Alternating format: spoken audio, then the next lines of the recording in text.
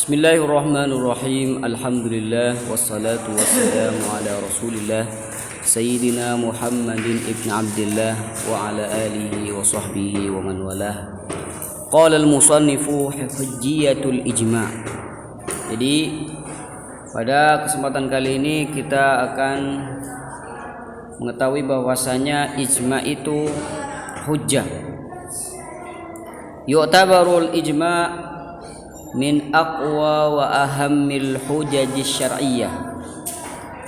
Jadi ijma' para ulama mujtahidin adalah bagian dari dalil yang kuat dan dalil-dalil yang penting dalam syariat Islam.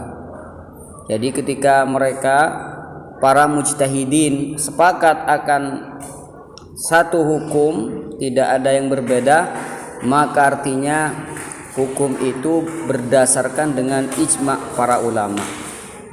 Li'annahu ma'sumun 'anil khata'i. Karena kenapa ijma' itu bisa dikatakan paling kuatnya hujjah? Karena ma'sumun 'anil khata'. La tajtami'u ummati 'ala dhalalah. Kata Nabi sallallahu alaihi wasallam. Jadi Nabi itu maksum.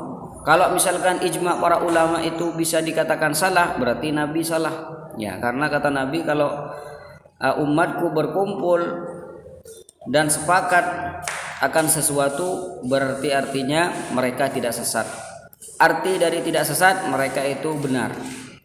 Wa huwa alladhi waqafa fi wajhil munharifin wal mubtilin alladzina hawalu ta'wilan nususi wal khuruja biha an zahiriha.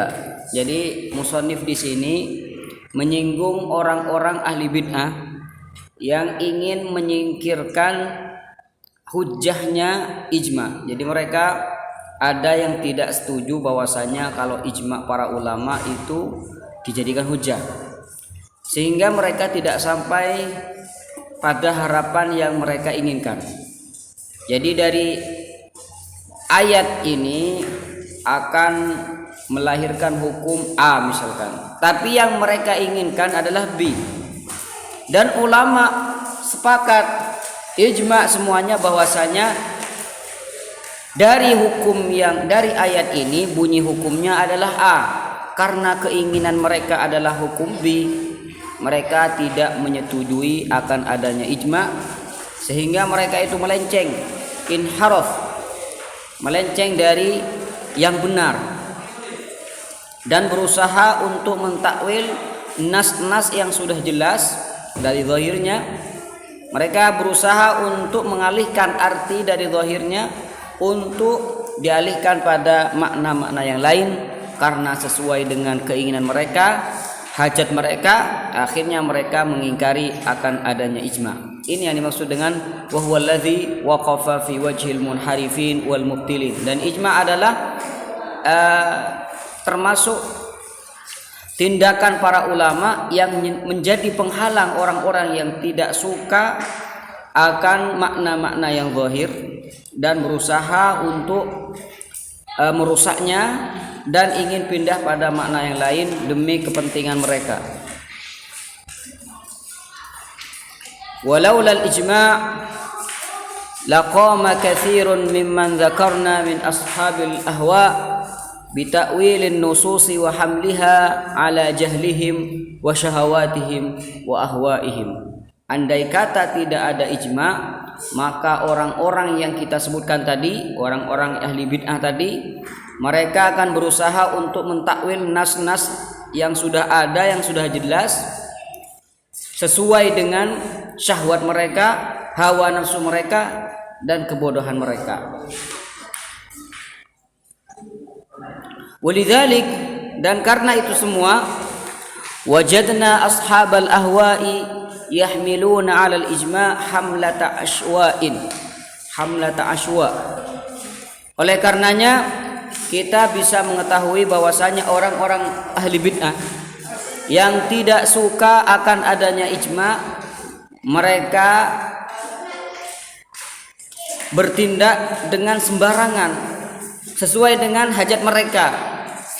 Mereka mengatakan ijma itu batil, tidak ada. Kenapa mereka melakukan seperti itu? Min ajli tahtimi hadzal hisnil hasin. Karena mereka berusaha untuk menghancurkan benteng yang sudah kuat ini, yaitu adanya ijma. Jadi ijma ulama ini merupakan benteng, penghalang. Wasur al-mani lil Islam, dan penghalang yang kuat dari Islam. Jadi Islam itu kuat, di antara pagarnya adalah ijma para ulama.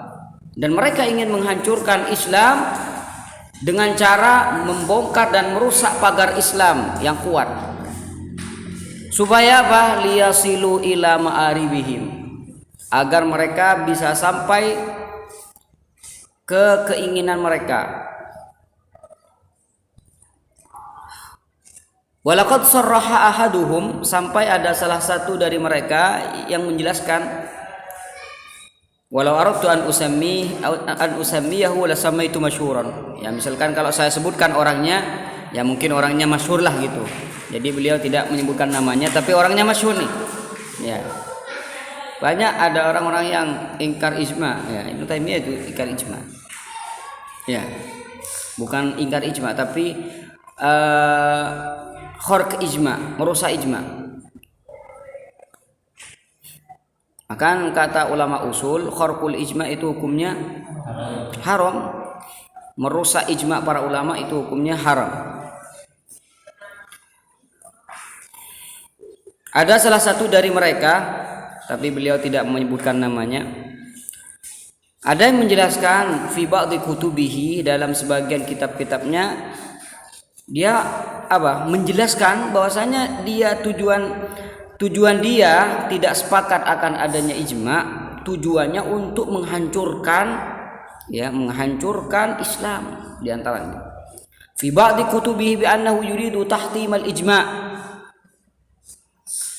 Dia menjelaskan dalam sebagian kitabnya ingin menghancurkan ijma. Kenapa?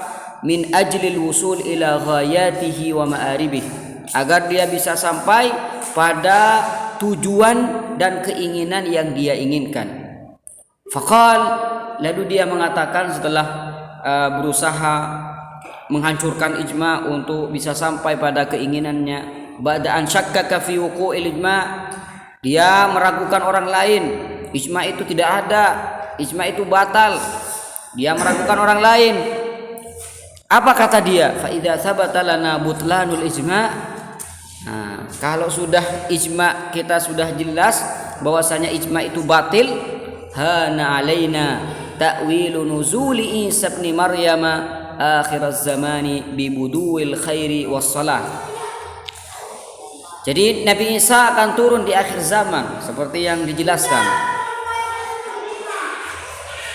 Tapi karena dia mengingkari ijma, apa kata dia? Maka akan jadi mudah bagi kita untuk mentakwil turunnya Nabi Isa di akhir zaman. Jadi turunnya Nabi Isa di akhir zaman ini yang dimaksud adalah budul khairi wassalah, akan tiba saatnya kebaikan dan keindahan ketika itu, bukan Isa yang turun langsung. Jadi ya itu yang dimaksud. Jadi orang-orang yang mengingkari ijma, kesimpulannya mereka ingin gampang mentakwil. Ya, sekarang juga banyak ya. Hukum homoseks gimana? Enggak boleh.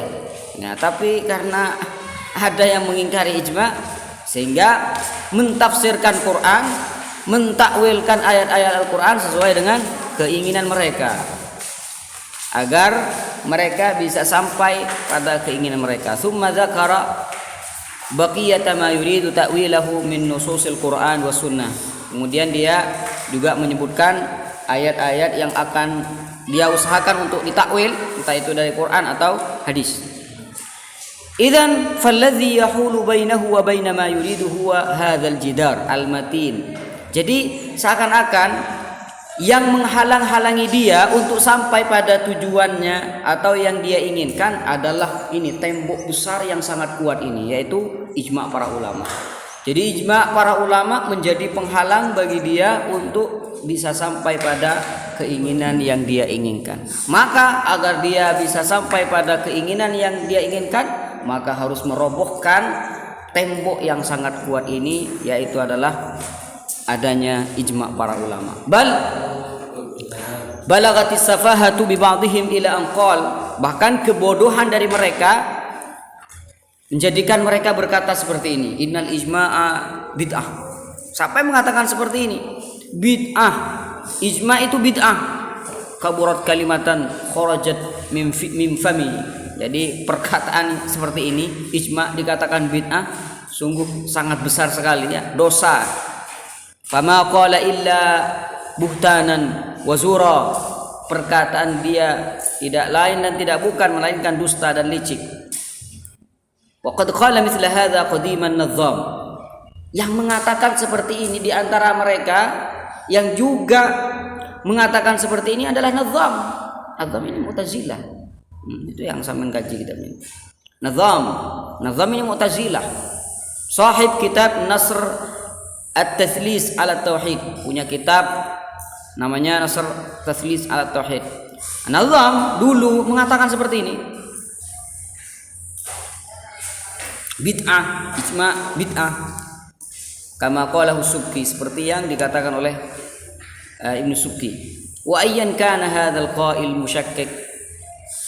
Maka bagaimanapun juga orang yang mengatakan seperti ini tidak percaya akan ijma', ingin menghancurkan ijma', ingin meragukan orang lain dalam ijma', fama mithluhu wa mithlul ijma' fil Islam illa kama qala syair la yadurrul bahra amsa zakhira an rama fihi ulamun bihajar.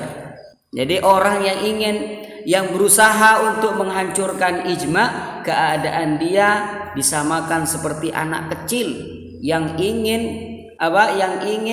merusak air laut yang sangat penuh dengan hanya melemparkan batu kerikil kecil. Rosaka tak ombak.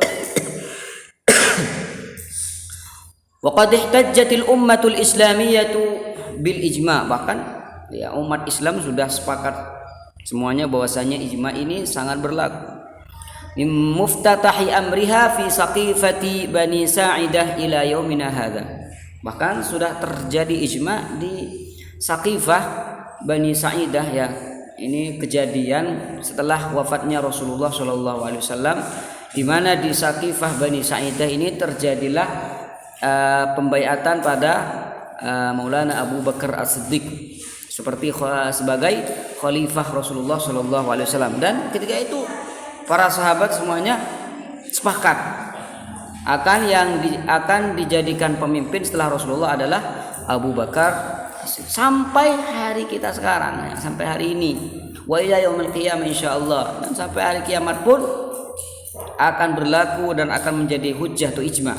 Walaula anna dalil alaihi qat'iyyun lama alzama ba'duhum ba'dan bihi. Ya, kalau misalkan dalil ijma' itu tidak qat'i, andai kata seperti itu, maka orang-orang tidak bisa melazimkan, tidak bisa mengharuskan yang lain. Misalkan ini setuju pemimpinnya Abu Bakar, yang ini tidak setuju, ya misalkan seperti itu. Jadi kesepakatan para mujtahid setelah itu menjadi hujjah, menjadikan orang lain menerima akan hal ini. Qala ta'ala wa may yushaqiqir rasula min ba'di ma tabayyana lahul huda wa yattabi' ghayra sabilil mu'minin nuwallihi ma tawalla wa nuslihi jahannam wa sa'at masira.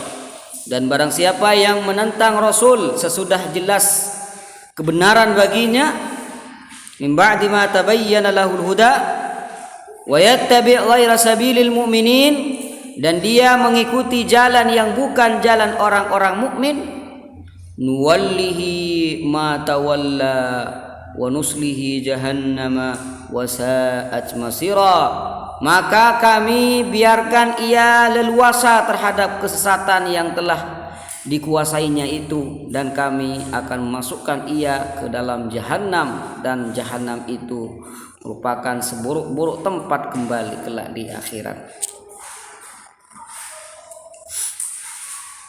Qala an-nabi sallallahu alaihi wasallam la tajtami'u ummati ala dhalalah. Jadi ini dalil bahwasanya umatku kalau sepakat akan sesuatu maka mereka tidak mungkin sesat. Artinya tidak sesat, mereka pasti benar. Kalau benar berarti itu hujjah.